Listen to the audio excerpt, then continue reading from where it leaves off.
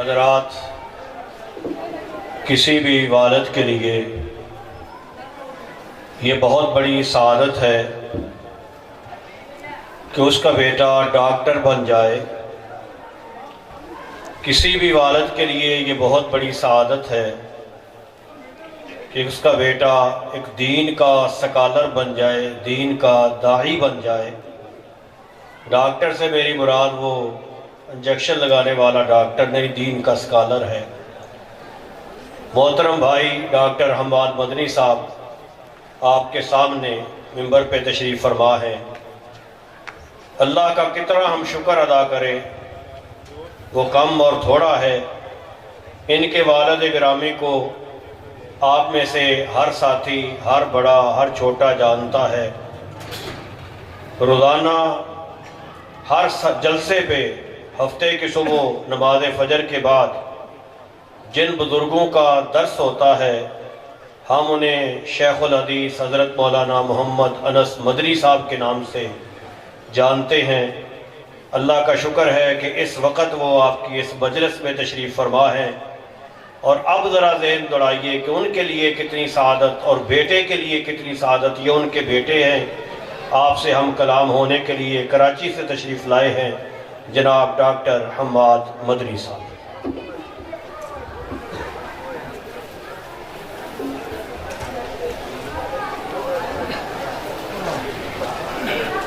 السلام علیکم ورحمۃ اللہ وبرکاتہ۔ بسم اللہ والحمد للہ والصلاة والسلام علی رسول اللہ وعلی آلہ وصحبہ ومن والاه وبعد۔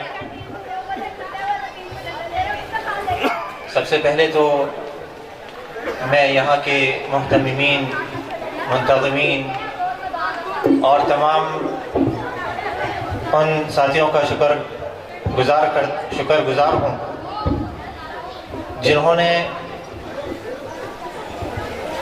یہ عظیم الشان سیرت النبی صلی اللہ علیہ وسلم کانفرنس قائم کری اور ایک ہمیں موقع دیا اس چیز کا کہ ہم دوبارہ سے فرشتوں کی وہ دعائیں پائیں اور فرشتوں کا وہ انداز اکرام طلب علم کے لیے۔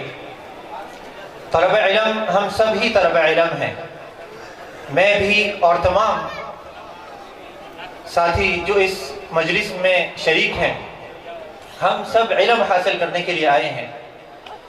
اور حدیث آتی ہے نبی صلی اللہ علیہ وسلم کی، آپ نے فرمایا جو شخص اللہ کی راہ میں اللہ کے لیے علم حاصل کرنے کے لیے نکلتا ہے تو فرشتے ایسے شخص کے لیے، ایسے طالب علم کے لیے جو اللہ کے لیے نکلا ہو، اپنے پروں کو بچھا دیتے ہیں، یعنی کہ اس کے سامنے اکراماً اور ایسے طالب علم کی تعظیم کے لیے اپنے پروں کو بچھاتے ہیں اور اللہ کے سامنے انکساری کا اظہار کرتے ہیں کہ اللہ نے انسان کو اس عظیم نعمت سے نوازا کہ وہ طلب علم حاصل کر سکے، علم کی راہ پر نکلے اور اس کو وہ مقام عبودیت ملے جس سے کئی مخلوقات انسان کے علاوہ پیچھے رہ گئی۔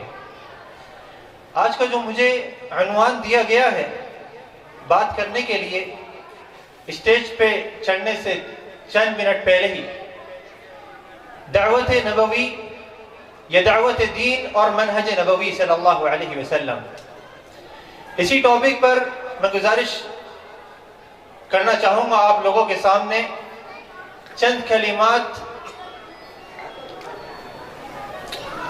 سب سے پہلے اس عنوان کو ہم اچھے طریقے سے سمجھتے ہیں۔ دعوت دین، دعوت دین دو لفظوں کا مرکب ہے۔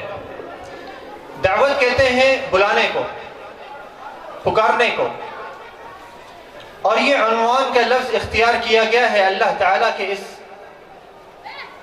ارشاد گرامی سے، جس میں اللہ تعالیٰ فرماتا ہے ادعو इला सबील रब्बिका बिल हिकमा, बुलाओ अपने रब के रास्ते की तरफ हिकमत के साथ,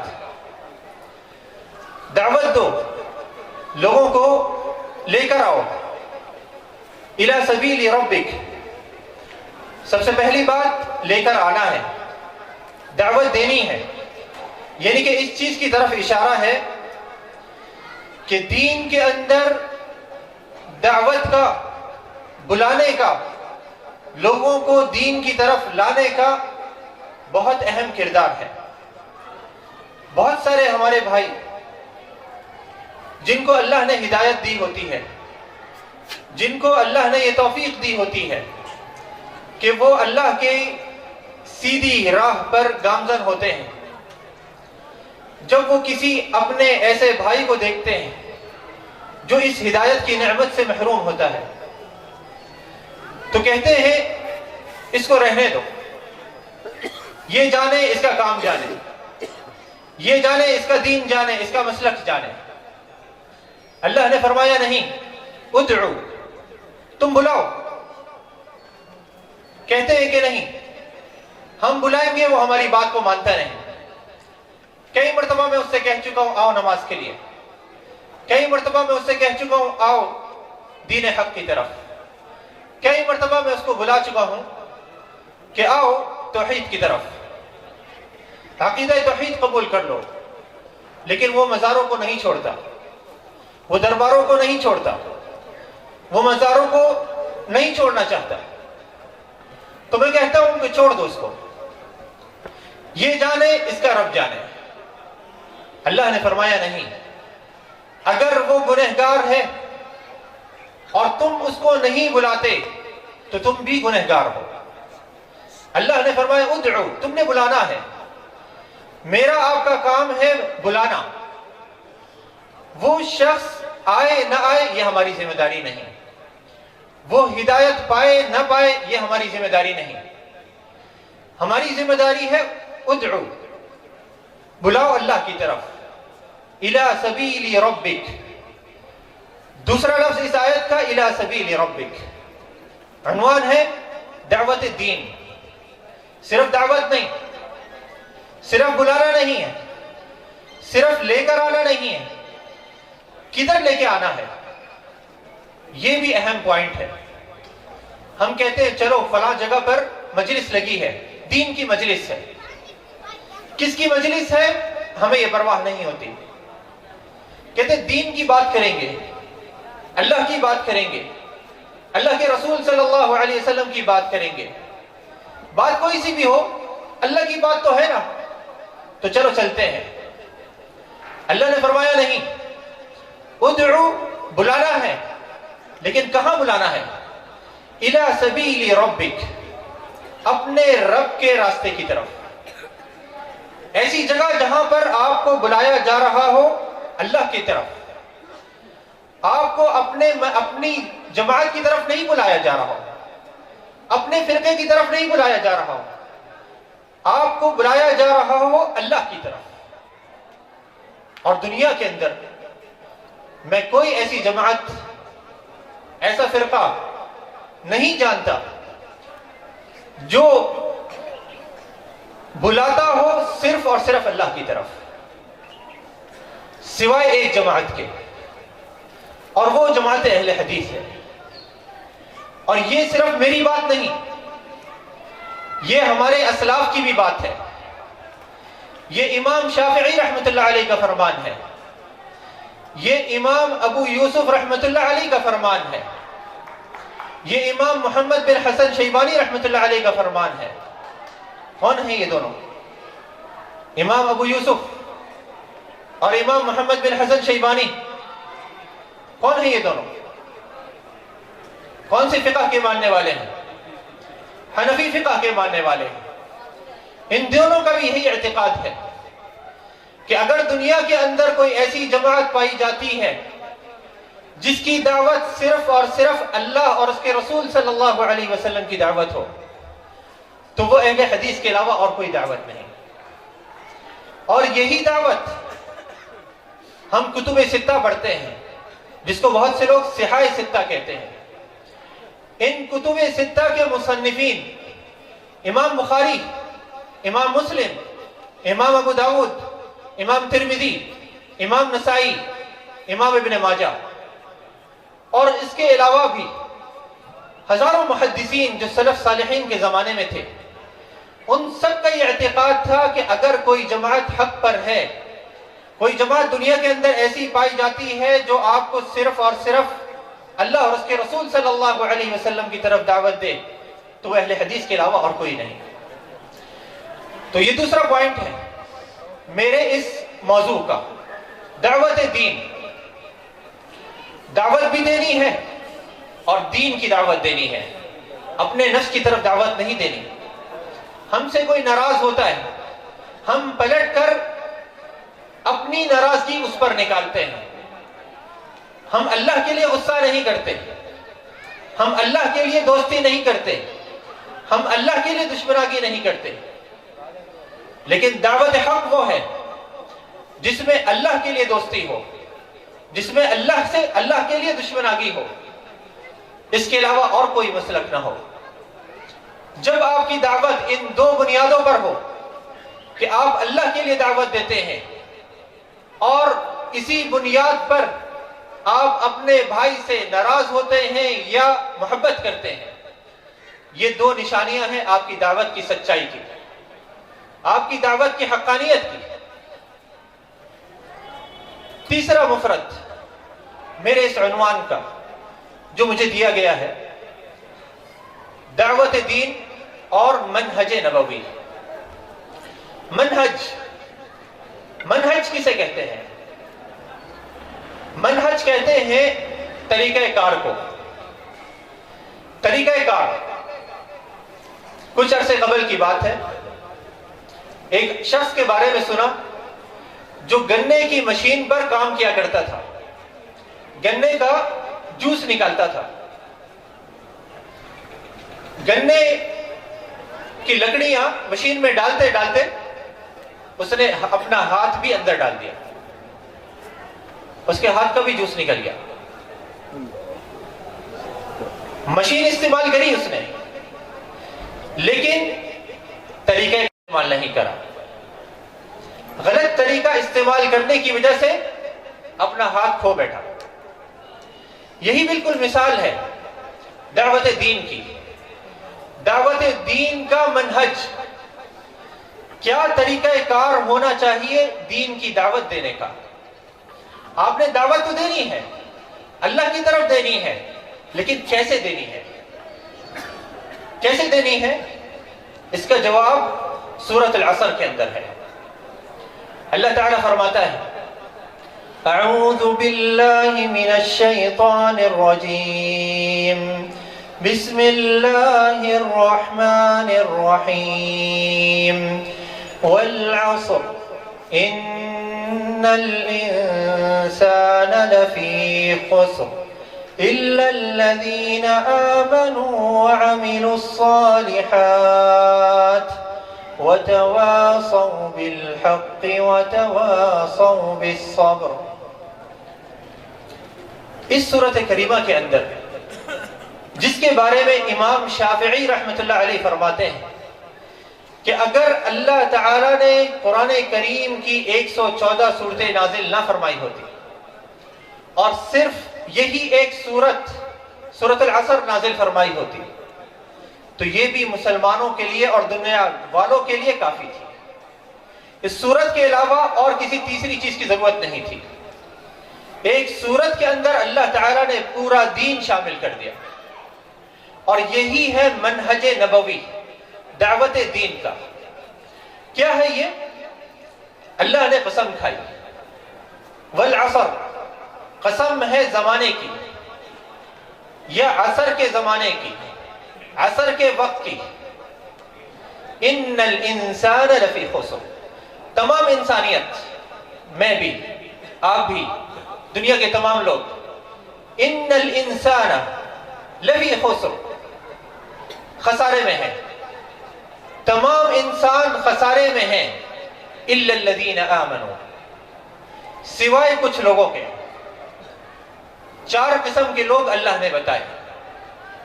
اللہ کی بتائی ہوئی بات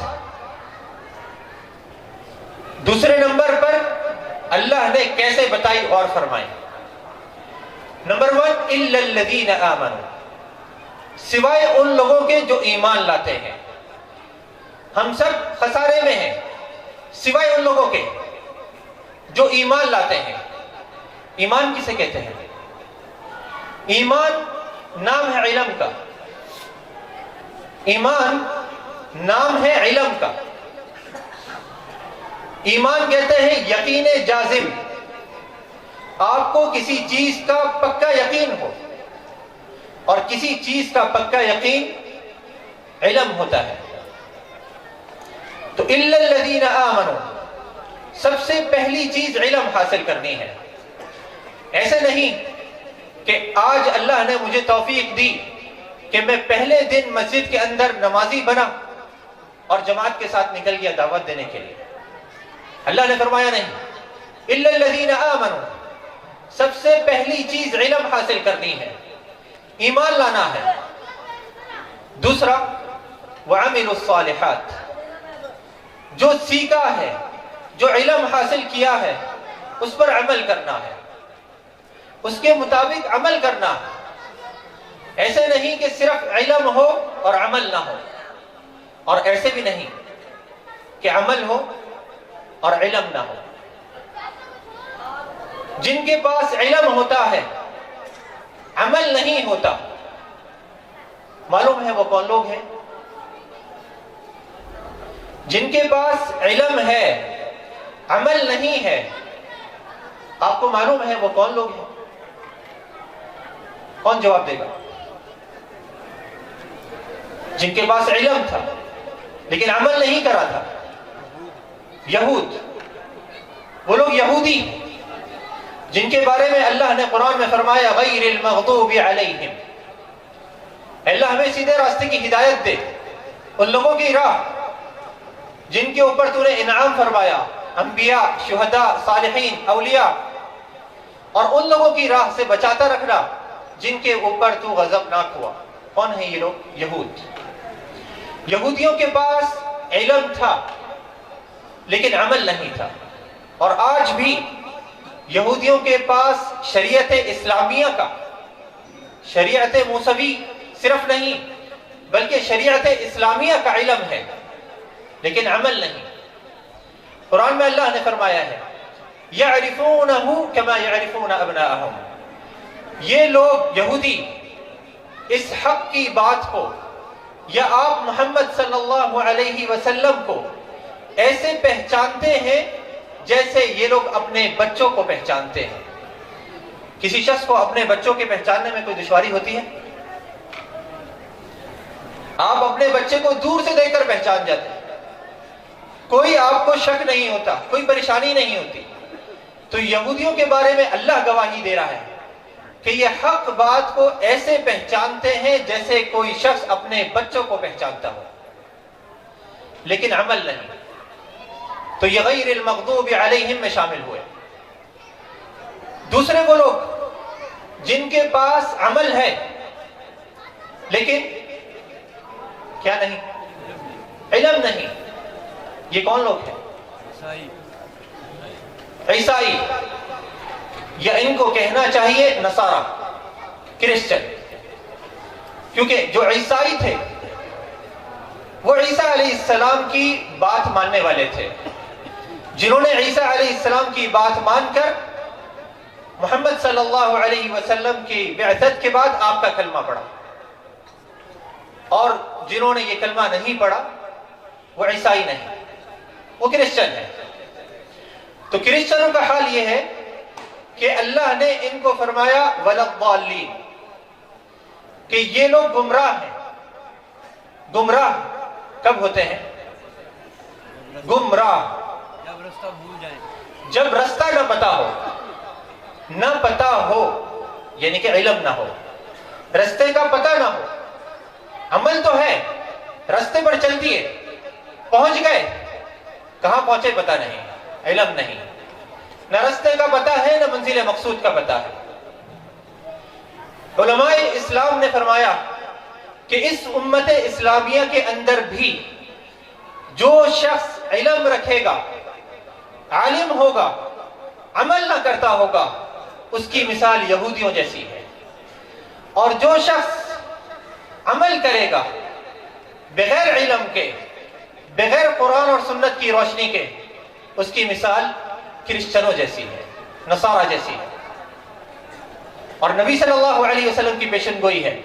آپ صلی اللہ علیہ وسلم نے فرمایا، مسند احمد کی حدیث ہے کہ لَتَتَّبِعُنَّ سَنَنَ مَنْ كَانَ قَبْلَكُمْ، کہ تم لوگوں میں سے ایسے لوگ ضرور پیدا ہوں گے۔ تم لوگ کون؟ اس امت محمدیہ میں تم لوگوں میں ایسے لوگ ضرور پیدا ہوں گے جو بالش ببالش یہود اور نصارہ کی پیروکاری کریں گے۔ اور یہ چیز آج ہم اپنی آنکھوں سے دیکھ رہے ہیں۔ ایک طرف علم والے ہمیں نظر آتے ہیں جو عمل سے بہرا ہے، دوسری طرف عمل والے جو زیادہ ہیں علم کے بغیر ہیں، جماعتوں میں نکلتے ہیں، لوگوں کو دعوت دیتے ہیں، کہتے ہیں آؤ، لیکن کدھر آؤ معلوم نہیں، پھر لے جاتے ہیں مزاروں پہ۔ جب اللہ کی راہ معلوم نہیں ہوتی تو پھر انسان کی فطرت بولتی ہے کوئی تو راہ ہے جہاں جانا ہے۔ تو ہندوؤں نے بھی راہ تلاش کری، انڈیا کے اندر ہندوؤں نے بھی راہ تلاش کری، اسی فطرت کی وجہ سے کہ ان کو پتا ہے کہ کوئی راہ ہے، لیکن کون سی راہ ہے یہ نہیں پتا۔ ان کو پتا ہے کوئی ایسی ذات ہے جو ہمیں پیدا کرتی ہے، لیکن یہ نہ پتہ لگ سکا کہ وہ اللہ کی ذات ہے۔ انہوں نے وہ بتوں کے اندر بنا لی۔ مسلمانوں کے اندر بھی بہت سے ایسے لوگ ہیں جنہوں نے عمل کرنے کی کوشش کری، لیکن علم نہ ہونے کی وجہ سے انہوں نے دعوت دی۔ تو کہاں دعوت دی؟ مزاروں کی طرف، درباروں کی طرف، من گھڑت بنائے مشکل کشاؤں کی طرف، من گھڑت بنائے حاجت رواؤں کی طرف، ایسے لوگوں کی طرف جن کے اوپر پڑی مٹی اتنی بوجھل ہے کہ وہ اس کو ہٹا نہیں سکتے۔ ان کے اوپر پڑی مٹی کو وہ اپنے اوپر سے ہٹا نہیں سکتے۔ جب ان کا انتقال ہوا تھا تو لوگوں نے ان کو اپنے دستوں سے نہلایا تھا، اپنے کندھوں پر اٹھا کر قبرستان پہنچایا تھا۔ نہانے کی قدرت نہیں رکھتے تھے، قبرستان جانے کی قدرت نہیں رکھتے تھے، لیکن جب قبروں میں لٹا دیے جاتے ہیں ہم کہتے ہیں یہی ہمارے غریب نواز، یہی ہمارے مشکل کشا، یہی ہمارے حاجت روا، یہی ہمارے دستگیر۔ اللہ نے سچ فرمایا تھا، وَمَا قَدَرُ اللَّهَ حَقَّ قَدْرِهِ۔ ان لوگوں نے اللہ کی عظمت کو پہچانا نہیں، ان لوگوں نے اللہ کی شان کو پہچانا نہیں، انہوں نے اللہ کی قدر نہیں کری، اللہ کی تعظیم نہیں کری۔ تو یہ تیسرا مفرد ہے میرے اس موضوع کا، منہج، طریقہ کار دعوت دین کا وہی ہونا چاہیے جو اللہ اور اس کے رسول صلی اللہ علیہ وسلم نے سکھایا۔ سب سے پہلے علم کی دعوت دینی ہے، پھر عمل کرنا ہے، پھر وتواصوا بالحق، پھر ایک دوسرے کو وصیت کرنی ہے۔ تیسرے نمبر پر دعوت، پہلے نمبر پہ دعوت نہیں ہے، علم ہے، الا الذین آمنوا، پھر عمل ہے، وعملوا الصالحات، پھر دعوت ہے، وتواصوا بالحق۔ اور پھر اگر آپ کی دعوت سچی ہے تو اللہ نے اس کے بعد فرما دیا وتواصوا بالصبر، کہ پھر ایک دوسرے کو صبر کی تلقین کرتے ہیں۔ آپ کی دعوت صبر، آپ کی دعوت سچی ہے تو آپ کو صبر کرنا پڑے گا۔ آپ کی دعوت حق ہے، قرآن اور سنت کی ہے تو آپ کو پتھر بھی کھائے جانے پڑ سکتے ہیں، آپ کو گالیاں بھی سننی پڑ سکتی ہیں، آپ کو مختلف قسم کے طعنوں سننے کی نوبت آ سکتی ہے، لیکن اگر آپ کی دعوت صحیح نہیں، قرآن اور سنت کے مطابق نہیں، تو ممکن ہے کہ آپ کے راہ میں صرف پھول ہی ہوں، لیکن وہ پھول جنت کے پھولوں کی طرف لے جانے والے پھول نہیں، وہ جہنم کے کانٹوں کی طرف لے جانے والے پھول ہیں۔ تو یہ چار اصول اللہ تعالیٰ نے اس سورہ عصر کے اندر ذکر فرمائے، اور آخر میں فرمایا اس موضوع کے اندر جو مجھے ہمارے بزرگوں نے دیا ہے، منہج نبوی، کہ یہ منہج طریقہ کار نبی صلی اللہ علیہ وسلم سے سیکھا گیا ہو، یہ اپنا من گھڑت بنایا ہوا نہ ہو۔ تو یہ 4 اصول ہیں یا 4 مفرد ہیں جو میرے اس موضوع کے جو مجھے ابھی اسٹیج پر چڑھنے سے پہلے دیا گیا ہے۔ اللہ تعالیٰ سے دعا ہے کہ اللہ تعالیٰ ہمیں ان 4 باتوں کا، جس کا ذکر اللہ تعالیٰ نے قرآن کریم میں سورہ عصر میں ذکر فرمایا ہے، عمل کرنے والا بنا دے اور ہمیں سیدھی راہ پر چلا دے۔ اقول قولی هذا واستغفر الله لي ولكم ولسائر المسلمين من كل ذنب فاستغفروه انه هو الغفور الرحيم۔